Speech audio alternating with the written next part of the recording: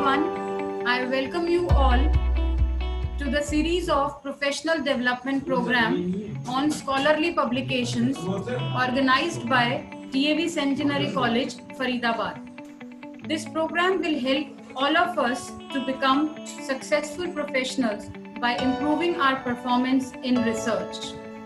This series of professional development program will span over 5 days and will have sessions on from research to publication, practical insights, writing for publishing in scholarly journals, presenting qualitative and quantitative data in scholarly publications, citation referencing and avoiding plagiarism, publication metrics, citation analysis, H-index, impact factor, and author IDs. DAV Centenary College, Faridabad, established in 1985 under the direct control of DAV College Managing Committee, New Delhi. We are one of the front-ranking colleges in the state known for its excellence in various academic and professional courses at UG and PG level. We are affiliated to Maharishi Dayanand University, Rohtak. We have been ranked A grade college by NAAC. DAV Centenary College, Faridabad encourages and organizes faculty development programs on regular basis. Before we get started with today's session, I would like to convey my sincere regards to our resource person of the day one of Professional Development Program, Dr. J.S. Gunawati ji. She is Associate Professor in Madras School of Social Work, specialized in Human Resource Management and Organization Behavior. She is Head of Department, PG and Research Department of Social Work, Chairperson of Board of Studies, Social Work, Member, College Committee Governing Body, Academic Council, Member, Women Employees Grievance Redressal Cell, Tamil Development Wing, Chennai. She has published various articles, books, case studies, and book chapters, presented papers in conferences in India and abroad, participated in UGC, AICTE sponsored workshops, participated in workshops organized by IITs and IIMs, undertaken UGC sponsored minor research project, and many more. The list is too long. Thank you so much, ma'am, for coming and for sparing the time for us.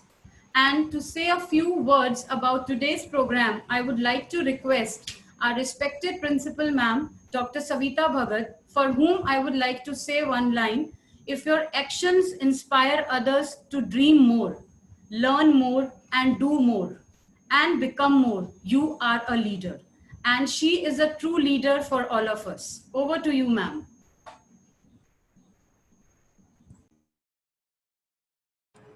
Thank you. Good evening and namaskar to everyone who has joined us in this professional development program on scholarly publications. First of all, I extend a very warm welcome to the keynote speaker of the day, Dr. J.S. Gunawati, Associate Professor and Head, Department of Social Work, Madras School of Social Work, Chennai. I also heartily welcome all the participants who have joined us from different parts of Haryana and from other states of India as well. Research, as we know, is an integral part of higher education. Rather, teaching and research complement each other. For professional development in academia, research has assumed great significance. Be it the authorship of books or the publication of research articles in journals, every activity takes us a step further in professional ladder. Keeping in view the ever-rising need of young scholars and teachers to do research and then getting chance and opportunity to publish that research in good journals, following all the steps in right fashion, we have arranged for 5-day program on the theme. Not only writing research paper is an arduous thing, but also getting these published is an equally challenging task. Dr. Gunawati is going to shed light on this vital aspect of research publications. I am sure that all the participants who have joined us will benefit enormously by attending this professional development program. My heartfelt thanks to Dr. Gunawati for sparing time for us. I know She, being the head of the department, is quite busy in admission work in her college. And despite that, she readily agreed to our request. I once again express my heartfelt thanks to you, ma'am. Once again, welcome and thanks to the keynote speaker and to our special guest.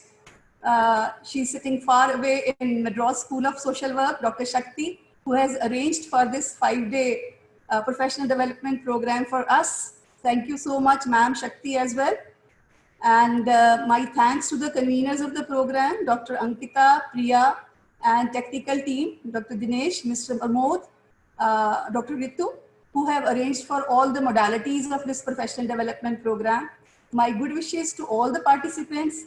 And without wasting much of your time, now I request the keynote speaker to start with her presentation. Over to you, Dr. Gunavati. Thank you so much.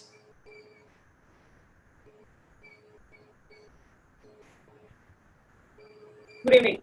Before I start my presentation, I would like to place on record my thanks, my gratitude, and my appreciation to the organizing team, our chief patron, Padma Shri Poonam Suriji, and our officiating principal, Dr. Sanita Bhagat, and the convener, Sankita Mohindra. I think I should appreciate Ankita ma'am because she has been keeping in touch with me to facilitate the entire session. And I congratulate the college for initiating such an effort because increasingly we are talking about publication. And I think it is important that we discuss about it so that we can have it in a very fruitful and meaningful way. So I'll go on with my presentation. I will request the organizers to share the presentation. While it's being screened, I'll just give the overview. Now, I am making this presentation in a very, very simplistic manner.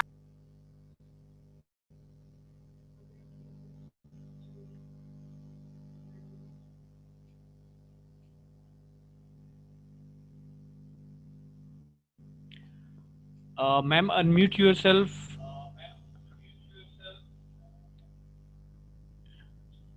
Yes. Okay. Yeah, your voice is clear. Yeah, go ahead. Thank you. Now, can we have the research process, please?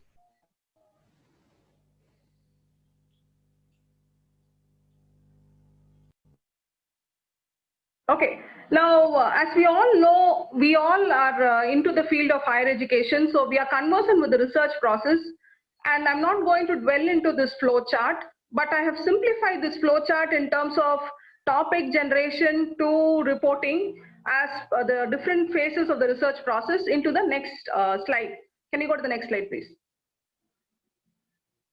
Okay. Now, the authors Version and Doreward, they have spelled out when we pay attention to research, we need to pay attention to these aspects right from design. So they're referring to two significant phases, namely conceptual design and technical design. And in terms of conceptual design, they indicate that researchers need to pay attention to problem definition, research questions, research objectives, conceptual model, and operational definition or operationalization. So this is more into the theoretical world. Now, when we're talking about the technical design, they say that we need to pay attention to the research design and reporting. So the way I'm structuring my presentation is that if we pay attention to these aspects of research, we will be able to get meaningful data or vital information that is publication worthy. Because as we read in that quote, one of the reasons we are not able to have things published in good journals is because our data or the matter that we are having is not publication worthy. So how can we pay attention to that? That is the scope of the next the rest of my presentation. Next slide, please.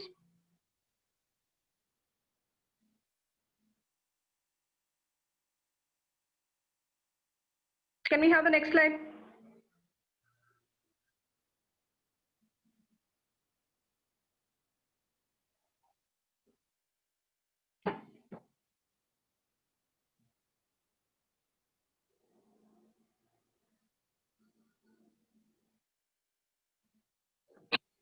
Am I audible?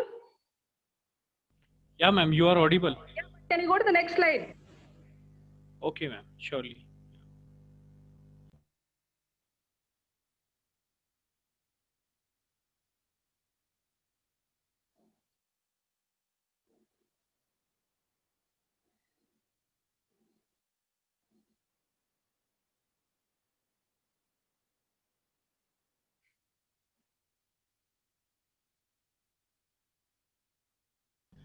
Excuse me, ma'am. Which slide you want next? No, the next slide, sir. After this page, it says it gives a definition of research.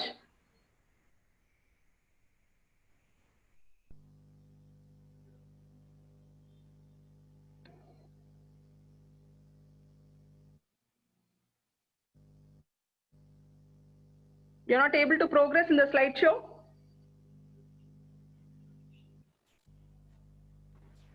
Ma'am, it's problem identification which is being displayed. Yes, there was one page before, one slide before it which says research. Yes, thank you. Okay, now why I'm presenting this definition, it's not out of place. It is only to say that when we want to have good publications, we need to have meaningful research. And meaningful research draws from this simple definition of research which says that it should answer questions. That means your research questions, or when we are conceptualizing fresh studies, our research questions should be right.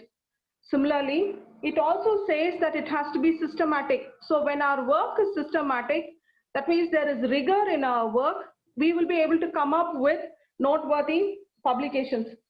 Then the third aspect of the definition was it should be with the support of demonstrable fact. That means it is based on literature. Most often, when we review papers, we find that the literature review, the identification of research gap, and the research study, the current research study, that linkage is not very evident. There is a compilation called literature review, but it does not help us to derive the research gap. Similarly, from the research gap, the current research is not positioned. So that is the reason why I'm saying when we want to come up with meaningful research, we have to spell out the right research questions that are pertinent, that are original, that are noteworthy. Similarly, our work should be based on systematic work. It's just not pure convenience that comes into play, but systematic work. And definitely it should be with the support of demonstrable fact. That means literature support. So we need to keep these things in mind when we are coming up with research activities. Can we go to the next slide, please? So I will draw from the flow chart given in the slide before, and then we will go into each step, and we will understand what are the pointers we have to keep in mind so that we can focus on our research. Now, the first thing is regarding problem identification. As we all know, it refers to identifying the area of research. Now, when we are doing problem identification, I suggest, or even literature says that the do's are, that means how can we identify a problem? Going for something that is original. Similarly, something that is interesting, significant, and feasible. Feasibility is very important. We should not take something over ambitious and then struggle either in terms of data collection or even handling the or getting the executing the research. Similarly, originality is very important. Now, in the current COVID situation, probably a lot of research in the field of COVID gains significance. So we need to plan our work so that it is original, it's interesting, significant, feasible. Sometimes it should also have a reasonable lifespan for the research study. When you're talking about don'ts, let us not take topics purely based on convenience, topics that lack depth, or topics that are often repeated. So we need to have a twist. Even say, for example, when we're talking about human resource management, we say there are studies on job satisfaction. But we all know that job satisfaction is a very old topic. But if we are still convinced that we want to study that, we should really have a twist in that topic, something original, so that it's worth reading. That is my message. Now, how can we do it as researchers? First, it comes through practice, that is reading. Then through academic discussions, that means deliberations with fellow scholars, attending significant conferences, so that we know what is a trending topic, we know the way forward, we know how people are thinking and discussing, how can we think differently and take it forward. Then we also need to keep track of the emerging trends in our own interests. And because we are having research scholars, I should also say sometimes it's based on your academic compulsions. Say if you're joining as a research scholar for a study that has received grants, then you will fit into that role. So that's also based on academic compulsions. But interest in one's research topic is definitely a must. So unless we pay attention at this phase of problem identification, the rest of the steps will not be automatic, right? Can I proceed? Is it okay for everybody? Okay. Can we go to the next? Okay. Thank you. So once we decide on what we want to do, the next logical phase will be for literature review. Now, when we are doing literature review, we need to pay attention to the conceptual review and the empirical literature. Now, this is what I refer to as subject matter in the slide called key pillars. Now, conceptual review and empirical review, they are essential for us to understand, say for example, a simple thing called definition. It will go through a lot of series of changes over a period of time. Now, at different points of time, each concept would have evolved. So we need to be conversant with those milestones. So I'm still talking about the previous slide. So we need to be conversant of the milestones. Similarly, we also need to know what is the empirical literature in terms of data. Now, what is the source for this literature? It should be standard journals. Unfortunately, and increasingly, we have a lot of literature in the internet which claims to be international journal or global review, but most often they are predatory in nature. So we should draw our literature from standard journals. Only then it will have global standing, and then we will be able to pitch our work appropriately. So that's a caution for everybody. Now, there are resource constraints for institutions to get access to such literature, but there are via media also, probably go visiting libraries. So we should get the literature from standard journals. That's the message. Now, when we do literature, we can go paper by paper or utilize existing literature review articles itself. I mentioned about systematic reviews. There are papers on meta-analytic reviews also. That means using literature review, doing data analysis. When we study such papers on our research topic, that will give us a lot of insight. Similarly, when we are doing literature review, we should focus on the classic works. That means the pillars or the pioneers. We definitely need to know them and then move on to understanding the recent trends. Now, as researchers or as researchers, we need to maintain a database of the articles reviewed. It can be a simple Excel sheet, keep track of what we are reading and keep the log of our readings. That means what are the insights, what are the highlights. If you just Google in the net, we can have sample literature review tables. So it talks about the source of the article, what is the focus, what are the variables they have measured, what is the theoretical underpinning, what is the methodology they have taken, and what is the finding. All this in just a table. And because we are working in Excel, it is much easier for us to edit, keep track of things. Now, once we have this raw material ready, we will be able to organize our literature in a much better way. Now, to my students, I would often say go in for thematic literature review, presentation of literature review, followed by chronological. So that means we should be able to organize our literature under reasonable or under meaningful subheadings and also attend to it chronologically so that we can understand the flow. So we need to organize our literature. Next slide, sir.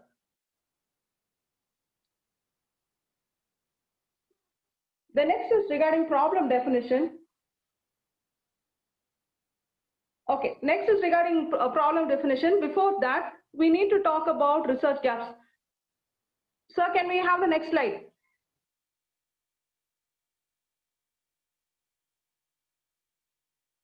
Okay, when one of the major takeaways of literature review is just not understanding literature, but also identifying research gaps. Now, in my opening statement, I said your problem identification should be original. Similarly, that means what you want to do should be original. Now, how will we establish that originality is based on this literature review. So we need to identify the research gaps. That means areas that are not explored, that are yet to be explored. So we need to identify that, or these are also known as missing pieces of information. Can somebody help out with the next slide? Okay. And then now when we, how can we identify this research gap? This research gap we can call out from the discussion section of good papers, or similarly the scope for future research. One, by extensive reading. Apart from that, some of the shortcuts would be to keep track of the discussion page or the scope for future research.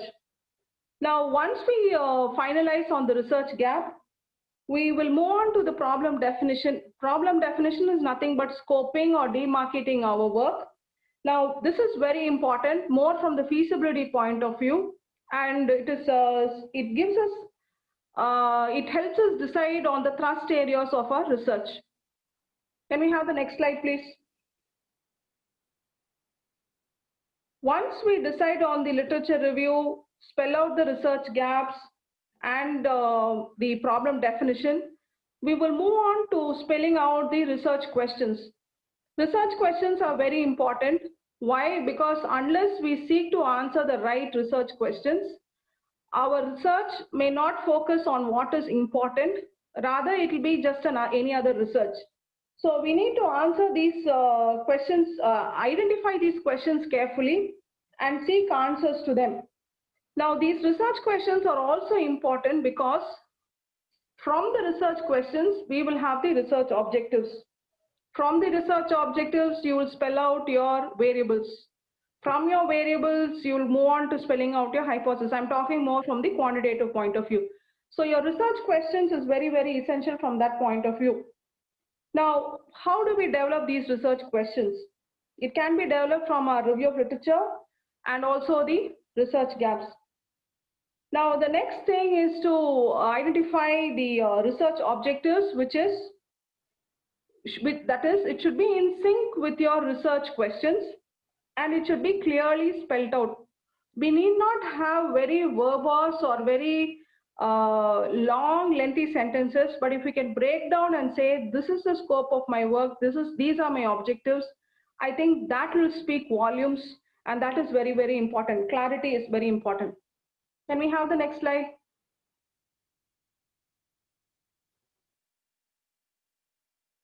Okay. Can I suggest something to the organizers? Okay, previous slide, please. Yes, ma'am. Previous slide. Yes, previous slide. Conceptual model. Previous slide कर दीजिए. Slide number Is it 13. fine? 13. Slide 13. आपकी screen हो गई.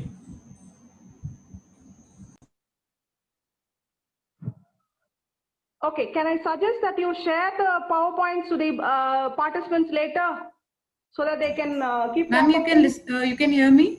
Yes, ma'am.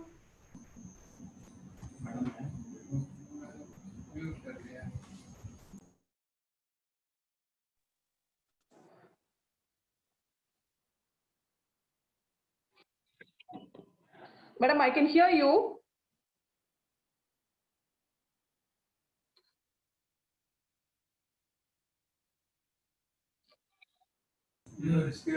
Stop. Yes, ma'am. Okay, can you go to the previous slide, please? Sir, please previous slide कर दीजिए. This. And this one? No, slide 13.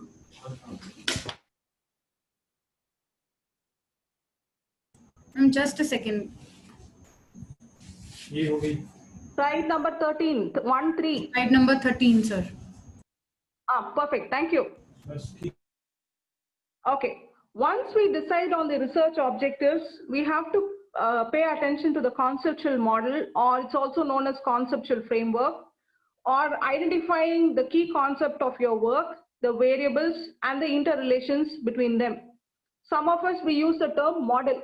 So we need to pay attention to this. So the choice of variable is very, very critical. We just can't throw terms into the research process. So we need to choose our variables correctly. Now, again, for this, our literature review will be useful. Next, we need to theorize our arguments or the logic for choosing certain variables. So all these things will be based on the researcher's intuition, expression, and logical reasoning. Now, this conceptual model process is very important because it helps us spell out the hypothesis in the subsequent stages. So once you decide on the problem identification, do the literature review, identify the gaps, decide on what you want to do, spell out your research questions, research objectives, then move on to identifying or spelling out the conceptual framework. That means, in other words, it's simply stated all the key variables and how do you expect these variables to behave. Can we have the next slide, please? Once we do this, we will go on to the next stage of operationalization. This is very, very important because from the research point of view, from the researcher point of view, we are spelling out how we intend to measure certain variables. So this description is very, very important. And operationalization, say for example, the same concept may have various philosophies or various schools of thought or various theoretical underpinnings. So we need to take a call regarding which school of thought we will go by. So if we are going to go by a particular school of thought, then we need to operationalize our concepts from that school of thought. If we profess to do something but end up measuring from another point of view, then that's a contraindicator. So we need to pay attention to operationalization, and this in a way will determine our tool construction. Tool construction in terms of choice of variables, how we are going to frame your questions, how we are going to draft, how the variables are going to be measured, all those things. So we need to pay attention to operationalization. The next stage is research design. Next slide, please. So it's also known as research strategy. Now, Kerlinger uses the term, it's a blueprint for the 3 words. I have put it as 3 bullet points: collection of data, measurement of data, and analysis of data. So we need to be sure of what we intend to, how we intend to collect data, how we intend to measure data, and how we intend to analyze the data. So most often in our research objectives, we may be spelling out that we intend to collect data from this. I would suggest, let's have a small table called data collection plan. So if you are saying you are talking about multiple respondent categories, it is better to spell out those multiple respondent categories and then spell out how you want to, what sampling you want to collect, you want to adopt, and how you want, what is the count, that means how many respondents you want to tap in each category. That will give us better clarity. So collection of data we need to pay attention to. Similarly, measurement of data will be in terms of the ordinal, the nominal, the interval, and the ratio. So it depends on our operationalization. It depends on the research context. We need to pay attention for all that. Similarly, the data collection plan or the data analysis plan, that will come after the data. But most often it's better to know what we want, know what statistics we ought to apply before we go in for this. The one thing we have to understand is, now our plan or the blueprint or research design should be suitable for the research questions.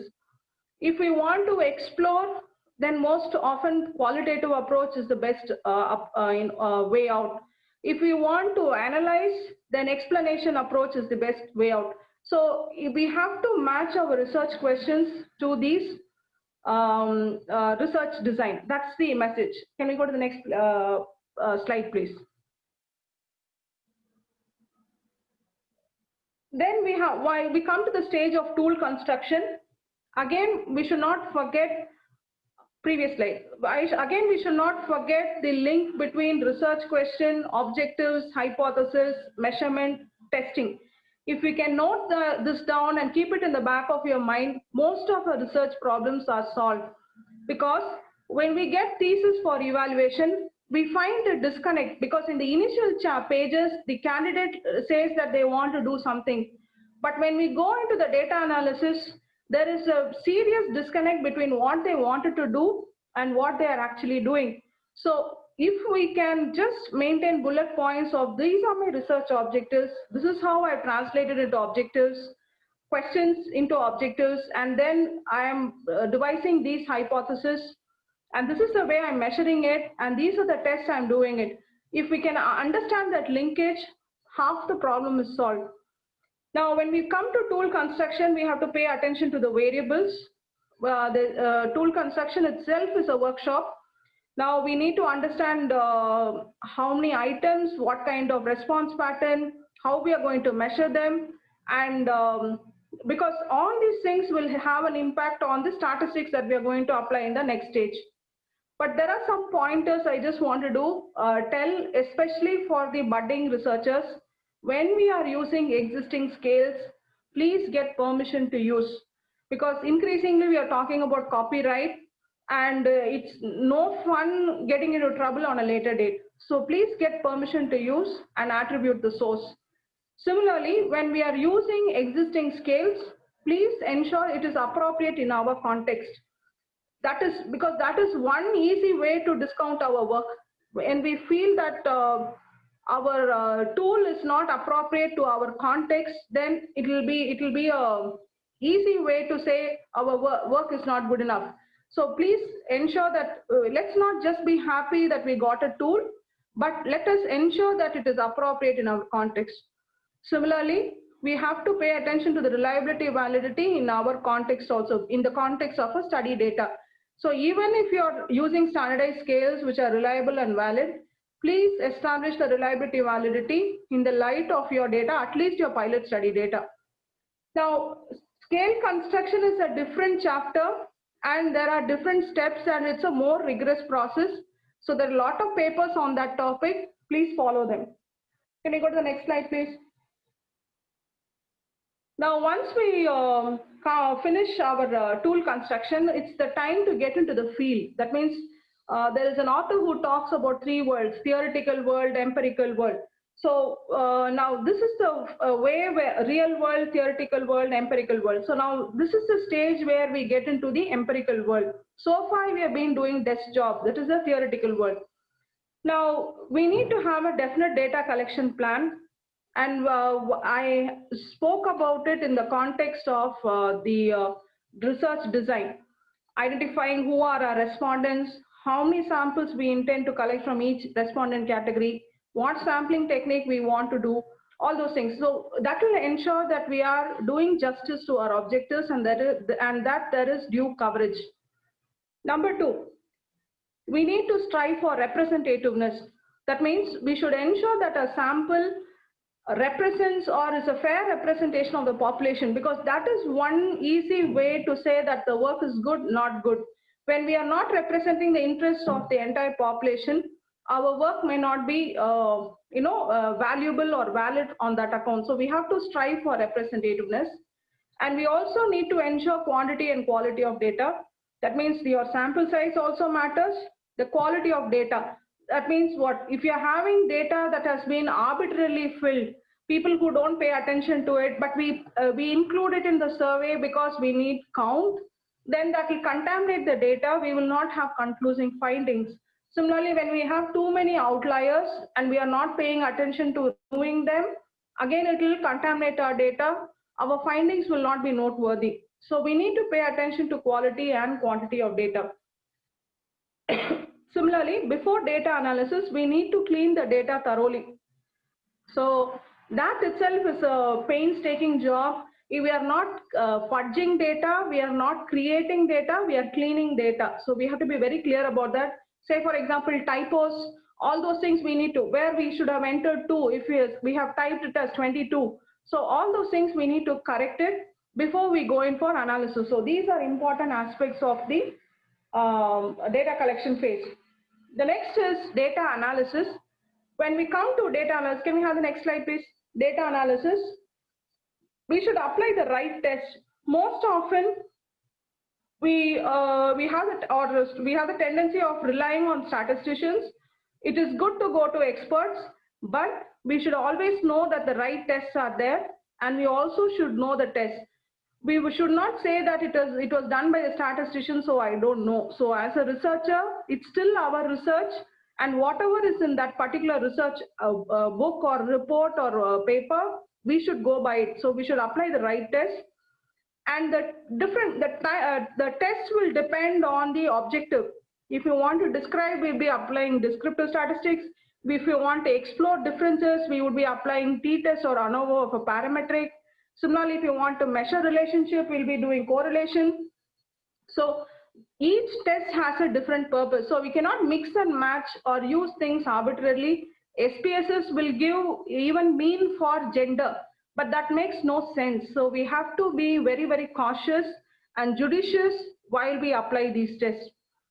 The next we have to pay attention is the levels of measurement also impact the statistics that we can adopt. So we should be careful about that as well. Can we have the next slide? Now the next slide is, it may seem like Greek and Latin, but when we closely look at it, it talks about the various statistical tests that we have to apply. Say for example, at the first level, the authors say, decide on the type of data.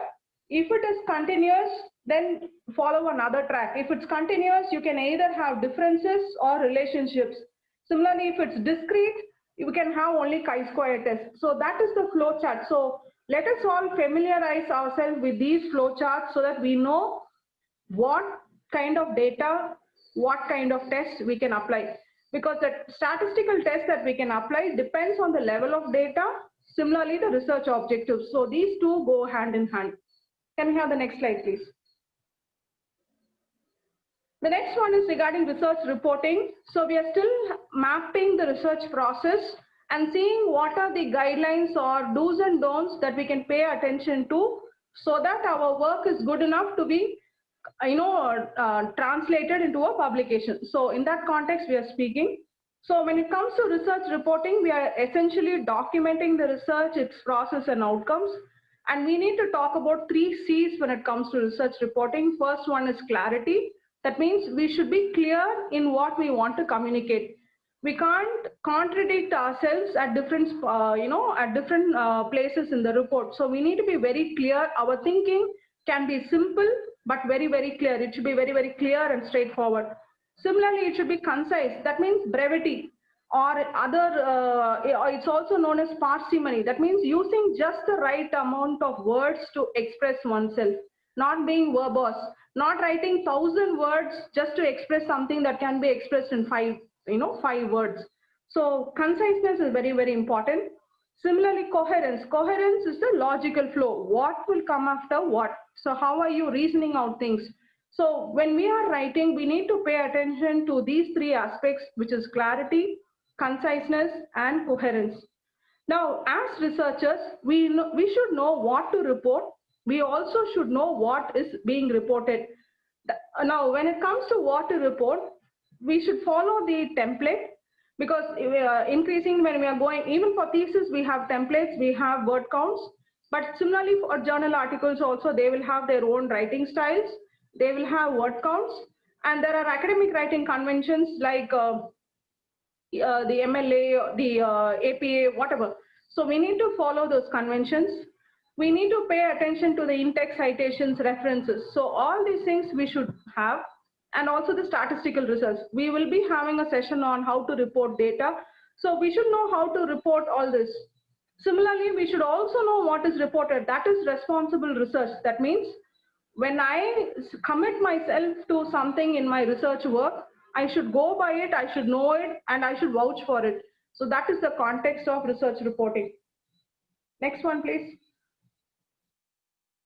Now, so far we have seen 2 topics. First one, the concept of scholarly publications. Second, the research process and what we need to adhere to ensure that the various milestones are achieved in a successful way so that the research is good enough for it to be converted into a publication. So that has been the second aspect. Now moving on to third, giving an overview of journal publication, because we are all required to do that. That's the next slide. Now when it comes to journal publication, it is very different from thesis reports. Why? Because it is more focused. Now thesis we would have spoken about 200 pages. But when you're talking about the journal publications, we are talking about probably 5,000 words, 6,000 words. So it is very different in terms of the focus. Similarly, it is very, very concise, and it's for a very different purpose. When you're talking, so I'm talking on the next slide. So when you're talking about a thesis, you're talking about a degree. But when you're talking about a journal publication, you're talking about scholarly and enlightenment. So there is a purpose is very different. Slide 21.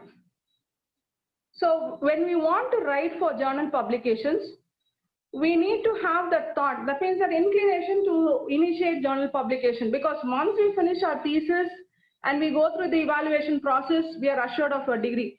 But to convert our research work into any journal article, we need to have that thought, that spark or inclination. Similarly, I talked about the three pillars, which is the knowledge of the subject matter, research methods, and the academic writing norms. Because thesis, the way we wrote it is very different. We need to concise everything and present it in a more focused manner for a journal article. So we need that art of writing as well. Similarly, we also need that discipline and commitment, because we have to work in terms of timelines. We need to adhere to the journal requirements. If they give review comments, we have to incorporate that and abide by it and respond to it in a very timely manner. So we need discipline on that account. Similarly, the best thing is to have collaboration. So collaboration is key, because we will, there's this proverb which says that when you want to go fast, do it on your own. When you want to go far, do it as a team. So when you research is a journey, and it's just not a, it's not 100 mile, it's not a 100-meter sprint. It's more like a marathon. So for which collaboration is very, very essential. So we should collaborate. It is a process. It will not happen overnight. It is a process. Similarly, we should be open to review. That means review is very, very positive, purposeful critiquing of one's work to enhance its coverage and quality. So we should be open to the concept of review. So these are the essentials of journal publication. Tomorrow's session will be talking more in depth in terms of how to structure the article. That's not the scope of my presentation. Can we go to the next slide, please? Okay, the next is regarding the research to publication. What are the practical insights? First thing, we need to talk about 3 R's, which is read, reflect, review. By read, I'm talking about study. That means study means read as many articles, as many papers as possible, and be conversant with the emerging trends in your field of study. Second, we need to reflect, just not reading. We need to assimilate that, synthesize that, and see what value addition, what originality, what different point of view that I can bring about to the table. So that's reflection. And the third aspect is subjecting ourselves to review, either by our own work. That means it's like writing our own draft, and then after 2 days looking at the draft and seeing whether it's conclusive, good enough, or where can I edit, where can I enhance it, or having it reviewed by your colleagues, your well-wishers, who can critically evaluate that piece of work. So we should be open to these 3 R's. Similarly, the other practical insights would include, first, decide to publish. Most often we are held up. By the time we finish our thesis, we feel that we are worn out, we are tired, we really deserve a break, and then sometimes we tend to forget after that. So we need to make time for publication. We should not leave any thesis untouched just after we get the degree. So please, that's why I'm talking increasingly about thesis, is because that is, as teachers, you will be guiding students, or as students, you will be doing thesis work. Let's not stop with that. That's ready-made data, that is hard-earned data that you have, that you can convert into a paper. So please, in that context, I'm talking about thesis. So let's decide to publish. We should overcome the writer's block.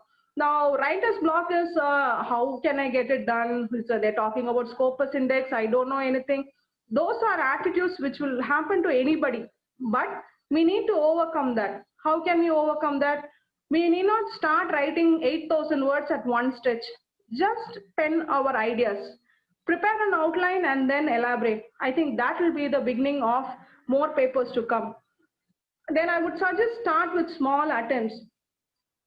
If we are very new to the field of publication, simple things like even book reviews, writing case studies, or writing working papers, all those things are humble beginnings, but it will go a long way. When we write a book review, we know how to, weigh the strength and the weakness of a particular work, and then present it in a very concise manner. Similarly, when we write a case study, we are able to put our thoughts into a very in a nutshell. So these are small attempts which will be appreciated and which will be a boost to us. So we need to focus on that. But we should not always say, okay, I'm happy with book review, let me stop there. But we should follow with incremental improvements. So last time I did at this level, so this time I'll try one more step ahead. I will stretch myself, I'll push myself and achieve something more. So that should be the approach. We should be following it up with incremental improvements. Similarly, when we are having thesis work, we need not compress all that data into one journal publication. It's our innovation, our creativity, how we are able to package that data. So we should decide what aspect of our research work we wish to publish. Similarly, this will apply even to a project. When we have done any funded projects or our own research, it is up to us whether we want to present everything in one go or try to point out at different points of view. Then, as I mentioned earlier, it's good to always have an outline or a sketch, just the keywords, and then elaborate. And collaboration is very key for good research work, especially in the long run, because when you collaborate, we have multiple minds at work, and when there is teamwork, it's good. But it's a journey. It doesn't happen overnight because you have to find people who are of your wavelength, people who are interested in your field of research. Each one will approach the same research problem from a different point of view. So we need to find common ground. So all those things are very important. Then we need, and as we are having research scholars also here, when we publish papers, we should spell out the co-authors correctly, the protocol to include research guide, or all other people who have contributed to the study. We should follow it in the right approach. So please pay attention, otherwise it creates issues on a later date. Can we have the next slide, please?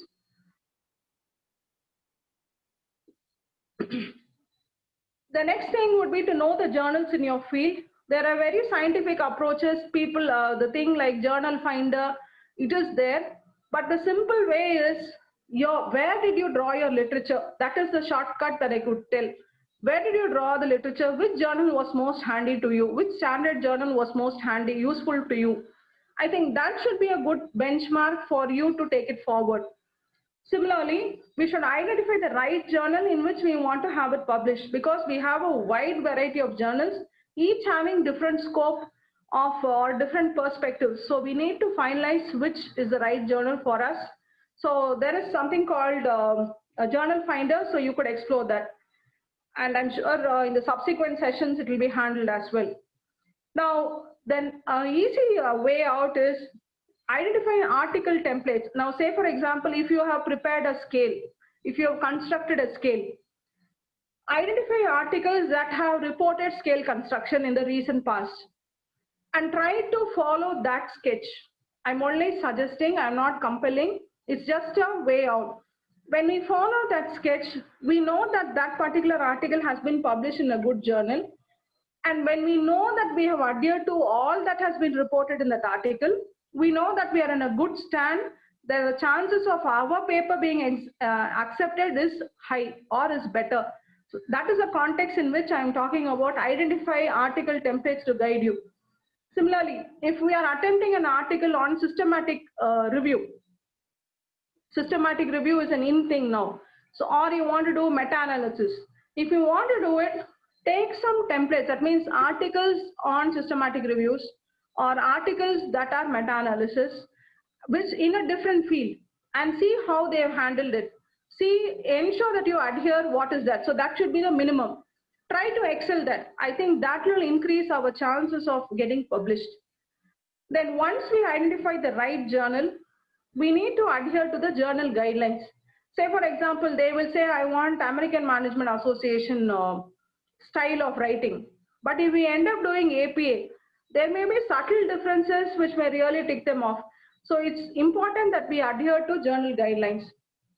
Then there are a lot of e-learning resources available, especially academic institutions on their website. Similarly, journals on their websites in terms of author resources or writing resources. So please, let's have it as a habit to browse through these pages, learn from it. There are so many concept papers, there are so many templates available. And that's a wealth of information, ready resource. We need not feel that we are not able to go to our library, or we don't have enough collection in our library. I mean, we need not feel bad. These are all free resources available to anybody. All it takes is that we have to browse and get it done. The next thing would be to attend scholarly conferences. Not every other conference is scholarly. By scholarly, I mean people pay attention to the paper presentation. There is a more focus on question and answer, and the focus is on paper development, content development. So such papers, such conferences when we attend, there is better clarity or value addition. Similarly, there are specialized workshops which help us to improve our skill on publication presentation. So those things will be useful. And then this particular workshop is also one example. So probably this is a beginning for many. So that way, when we participate in such programs, we know what is what. We get to network with people. We get to collaborate. We get to find common ground. Probably there is an important, emerging paper that has come up that you are not aware of. So many things, so many benefits. So we need to attend these things on a regular basis. And we also need to keep track of special call for papers. Now, when we, especially now the most journals would have had a lot of special call for papers, especially in the context of COVID. So please read through the call for papers and find that itself will give us some ideas to talk about, because we now know what will be the thrust area, and accordingly we can plan our research work. That way we will choose the right research problem. Our problem identification will be more pertinent. So many benefits. Keep track of special call for papers and follow through accordingly. Can we have the next slide? Now, when we prepare our drafts, we should always give our best, and we should never be in a haste to submit any raw manuscripts, because imagine our students submitting very, very shabby work. It will really, it will really put us off, because it's a demand on our time. Similarly, it is so for the journals, it is so for the reviewers, for the editors. So we have, when we are, when we are anticipating good publications, we should focus. We should always strive to give our best. Then we should always have the manuscript reviewed before we submit it. That means a first level of review will be our own self. That means we write it out, wait for a day or two. Then when things have settled, have a fresh look at that piece of work. Then if it's okay, then take it forward to the next level. Have it peer reviewed based on your own links. That means your own guide, the first level. Similarly, collaborators, that means your other friends who are other peers who are in that field, for them to have a look at it. It's a mutual exercise. They help you out for this, your paper, you help them out for the other paper. So we need to have that manuscript reviewed by ourselves before we submit it. That's very vital. Similarly, we also need to proofread our work. Otherwise, small spelling errors will really, we all know that English is not our mother tongue, but when we are applying for, when we are submitting work in journals for which the medium is English, we should measure up to those standards. Then we also need to pay attention to attributions. That means in-text citations. Knowingly or unknowingly, we should not plagiarize. So we have to be very, very careful about that. And I have already talked about copyrighted material, because now increasingly with technology it's much easier to track the violations. So we have to be very careful when we are using copyrighted material. So it's important mainly to ask for permission when we are using standardized scales and all those things. Then when we are communicating with journals, the protocol is very, very important in terms of how to address them, writing the cover letter, enclosing the required documents, following it up, responding on time. All these things will be spelled out in tomorrow's session. Then once we submit an article, if whatever feedback we get, we should take it in the right spirit. It can be rejection, complete rejection, or it can be articles with minor revision, major revision, or acceptance. Whatever the review, we should be happy to take it in the right spirit. And any rejection doesn't mean that our work is not worthy. It only means we are not measuring up to their standard. Probably we are not in the right venue. So we have to take course correction. But when there are review comments which says that, okay, if you can carry out these changes and resubmit, we'll be happy to consider. Let us not lose steam. Let us not be dejected. Again, let us put our full effort and get it done. And when it comes to publications or even literature review, we should avoid predatory journals. And at any cost, we should not compromise on academic integrity. That is very important. Can we have the next slide? Okay, now that is the third phase of my presentation. I said my presentation is structured into four. First one, what we mean by scholarly publication. Second, what are the do's and don'ts, or what are the precautions we can take to ensure that the research is good. And third, what are the practical insights when it comes to journal publications. Now the final thing is on my review experiences. As a reviewer, what have I experienced? Now that it's very we are all in this as researchers wanting to have publications. It's like we are all eager to get a job. That means we are the candidate. Now as academicians, now admission time, we are on the other side of the table. We know what kind of questions we are going to ask. So when we know what are the expectations of the other party, it is much easier to respond to it and fulfill the gaps. So in that context, I'm just sharing my review experiences. These are not complete because, again, these are my experiences. First thing is vague review of literatures. Most often I've seen articles, we have voluminous pages of material, but it's just a mere compilation. There is no synthesis, there is no value addition. So we have to pay attention to literature review. Similarly, there's poor logical reasoning. That argumentation is not very correct. Very, very weak links. So we have to be very careful about that. When you say A is related to B, we should have strong reasoning why A is related to B. The strong reasoning will be got through literature support. So that literature support is not there. Similarly, there is no depth in arguments. That's an extension of the previous point. Then sweeping statements, just generalizing, all are like this. In India, it's always like this. I mean, that's not the way to do. Even if it's a claim, even if it's a statement, it has to be supported by literature. So we should be very, very clear about that. Then improper structuring of text. That means there's no coherence. It's all jumbled. Suddenly we are talking about concept A, and then in another context, out of the blue, again, we are talking about context A. So we need to structure that logical flow we have to pay attention to. Then poor operationalization. That means it doesn't, you're not spelling out how we are going to measure your your variables. That is poor operationalization. Then there is a disconnect between your conceptualization and operationalization. That means you say, okay, this is my conceptual definition. That means you are going by a particular school of thought. But when you operationalize, when you don't confine to that school of thought, there is a disconnect. That is very, very dangerous, because you have so long you have put the foundation saying, I'm going to look at things from this point of view, and suddenly you make a U-turn and look from another point of view. That's disastrous. Similarly, application of wrong statistical tests. That is also a serious matter. When we have to apply parametric, we have to apply parametric tests. When you're talking about differences, we should use the appropriate tests. Especially now that we have statistical packages, whatever we input will get an output. So we should know that we are clicking the right buttons, we are using the right test. So that is a caution. Then the problem statement and discussion section is purely original information from the researcher. That means what you intend to study, your importance of the study, then the discussion in the light of your data findings. All those things, if we cannot substantiate, that is an issue. So sometimes we find that to be extremely sketchy. So we have to be very careful about that.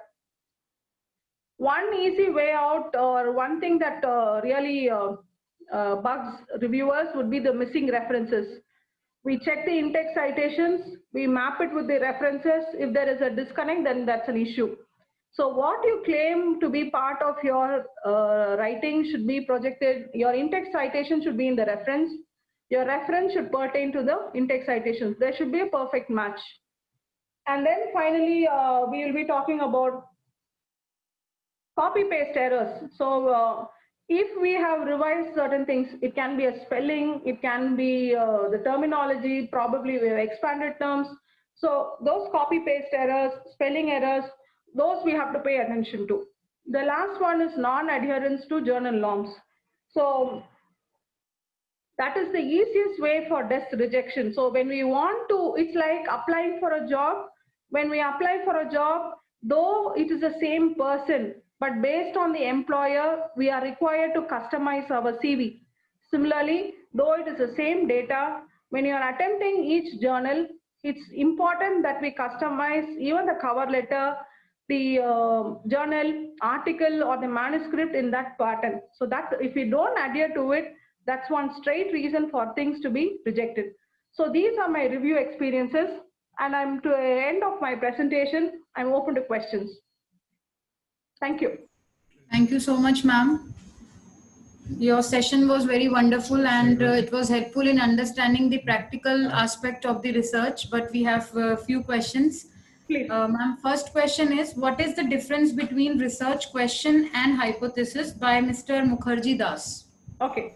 Research question is the questions that this particular research activity aspires to answer. Hypothesis is how you expect your variables to behave. The statistical or the textbook definition of hypothesis is it is a tentative statement regarding the relationship between two or more variables that has to be statistically tested. So ideally, your hypothesis will come after your conceptual framework. Because in your conceptual framework, you're saying, okay, this is how you're putting a model of your independent variables, your mediating, moderating variables, your dependent variables. And then you're saying, okay, this is how I intend or expect these things to behave. When you spell it out in terms, that becomes your hypothesis. Thank you, ma'am. Next question we have by Mr. Kamal. How we can get permission from authors of journals, conferences, patents for taking any information? Journal, now we are in the internet world. Simple email. I think most researchers, they respond to email.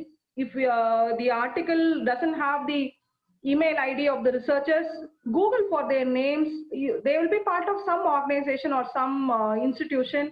Reach out to them, right? So simple email should suffice. So introduce yourself. I'm so-and-so doing research. I read through your article. Tell something nice about their work. Say that you intend to use it purely for academic reasons. Highlight that. That's very important because many people use it for commercial work also, no? Say you want to run statistical tests and then do it for commercial purpose. Say it's for academic purpose. Give an undertaking that if required, you will be able to share some data or whatever. Connect with them. I think they will oblige. Most of them will oblige. If they don't respond, then that's an issue. It's better to go for another scale. Thank you, ma'am. Next question is by Dr. Priya Kapoor. What are the factors on which tool selection depends? Okay, tool selection depends on your research objectives. Then who are your respondents? Say, for example, my respondents are not literate, then I can't go for a questionnaire. So it depends on my objectives. That means my variables, what all I want to have. It depends on my profile of the respondents. It depends on the methodology that I want to have. The same thing, I can do it through quantitative or qualitative or mixed methods. So it depends on your research context. There's no straightforward answer to saying, okay, this is how it's going to be. Ultimately, it's your choice based on the opportunities and the constraints.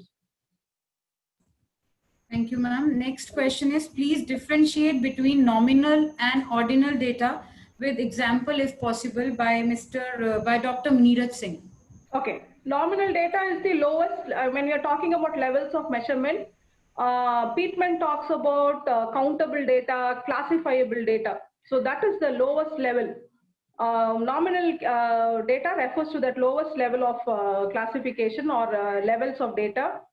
Nominal, as the name suggests, it refers to names. That means putting things into categories. Say, for example, you have a basket which has multiple color balls. One easiest way of segregating them is based on color. Blue color balls, how many? Red color balls, how many? Yellow color balls, how many? That is nominal data. Other real life examples would be gender, male, female, how many? So we can only do the count function for them. In terms of statistics, we can do more. That means highest, most frequently occurring number. So in a class, in a batch, if you are having 750 girls and 250 boys, you will say most frequently occurring number is 750. So the more, gender is the most frequently occurring category. So nominal data is the lowest level of measurement, and it has the least arithmetic properties or the least statistical properties, yet it is important. When you're having nominal data, we can apply chi-square test. So I'm not saying it's not important. It depends on the context. Now, ordinal data, as the name suggests, there is this element of order. So it's like a rank order that you're talking about. And most often we don't use that in social sciences. We would rely on interval data to a large extent. But when we read literature, there are people who say that even the Likert scale is ordinal data. So it depends on one school of thought, but we often park Likert scale to interval data. Yes. One last question, ma'am. How can the research proposal address a gap in the scholarly literature, by Dr. Ankur? Okay, good. So again, it depends on your literature review. It depends now, especially if you're talking about special call for papers now. If you refer to standard journals, all of them will have special call for papers, most often in the COVID context. So when you read through it, they would have spelled out, these are the suggested research areas. Now that means what? They have done the groundwork for us by spelling out, this is what we expect. When you are putting a proposal in that line, that means you're responding to a need. That means you're addressing a research gap. So that is one easy way out. If you want the hard way out, then do Pakka research literature review. Identify the research gaps by when you prepare the research table, the literature table, we will be able to identify most frequently occurring themes. Then you know by intent study that these areas or probably these respondent groups, these variables are not studied. So then it is important to study on those lines. So that's the way out. Simple technique, go for journal articles, journals, call for papers. That is a thrust area. That probably is your research gap. That's a simple way out. Thank you so much, ma'am. Thank you so much for the wonderful session and sparing time from your busy schedule to take this session. And I hope this session has helped all in understanding the practical aspect of research. I would also like to thank our principal, ma'am, Dr. Savita Bhagat, for guiding us at every step. And thanks to the organizing team for their support. And last but not the least, all the participants who have joined us today, thanks a lot for joining us. Looking forward to meet you tomorrow at the same time for the day 2 of the series. Stay healthy and stay safe.